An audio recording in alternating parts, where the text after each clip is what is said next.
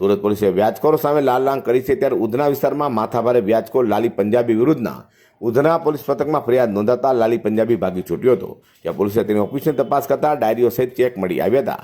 જોકે આરોપી ભાગી છૂટ્યા બાદ લાલી પંજાબીએ કોર્ટમાંથી આગોતરા જામીન લઈ ઉધના પોલીસ મથકમાં હાજર થયો હતો. પરંતુ આરોપી વ્યાજખોર લાલી પંજાબી વિરુદ્ધ વધુ એક ફરિયાદ નોંધાતા ઉધના પોલીસે તેની ધરપકડ કરી વધુ તપાસ હાથ ધરી છે.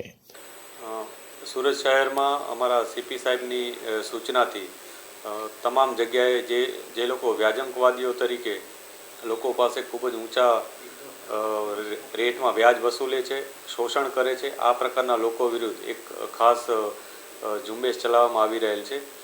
હાલમાં અમારા ડીજી સાહેબ તરફથી પણ સમગ્ર સ્ટેટમાં વ્યાજ બાબતની જે પણ આ પ્રકારની ફરિયાદ હોય તે અનુસંધાને એક ડ્રાઈવ પણ ચાલી રહેલ છે.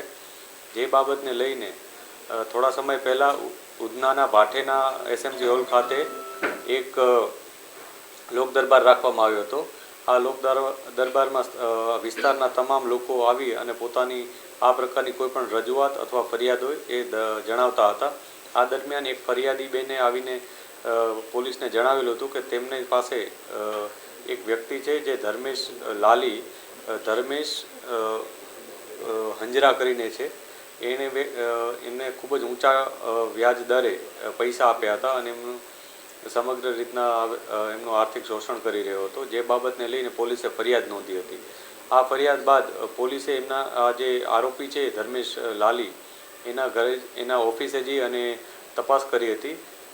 ઓફિસના જે ડોક્યુમેન્ટ્સ મળ્યા એમાંથી પોલીસને 57 અલગ અલગ કોરા ચેક, 15 એક્સિસની ચેકબુક, આ ઉપરાંત એક પ્રોમિસરી નોટ, બીજી અન્ય ડાયરીઓ અને અન્ય ડોક્યુમેન્ટ્સ મળ્યા હતા. જેના આધારે અમે વધુ તપાસ હાથ ધરી હતી.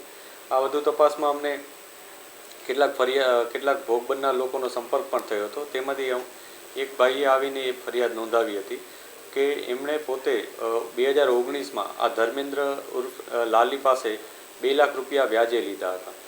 2 લાખ રૂપિયા વ્યાજે લીધા એમાં પહેલા જ દિવસે જ્યારે આપ્યા વ્યાજે ત્યારે 24,000 રૂપિયા કટ કરી નાખ્યા હતા અને 1,74,000 રૂપિયા એને આપ્યા હતા. અને દર મહિનાનો 24,000નો હપ્તો એ પ્રમાણે નક્કી કરવામાં આવ્યું હતું. જેમાં 1,68,000 જેટલી રકમ આ જે ભાઈ છે ભોગ બનનાર એણે પરત કરી હતી. અને તે છતાં જે આ ધર્મેન્દ્ર લાલી છે એ વધુમાં વધુ માંગણી કરતો હતો. આ માટેના કેટલાક રેકોર્ડિંગ્સ પણ પોલીસને મળ્યા છે કે જેમાં અતિશય ગંદી ભાષામાં અને અતિશય ખરાબ અપશબ્દો વાપરી અને એણે આ પૈસાની ઉઘરાણી કરેલી છે. જેમાં એણે બીજી અન્ય ધમકીઓ પણ જે ભોગ બનનાર છે એને આપી છે. આ બાબતમાં વધુ તપાસ કરતાં જાણવા મળ્યું છે કે જે ફરિયાદી છે એણે આની ધમકીથી ડરીને અને અત્યાર સુધી કુલ 5,15,000 રૂપિયા 2 લાખની સામે આપી દીધા છે.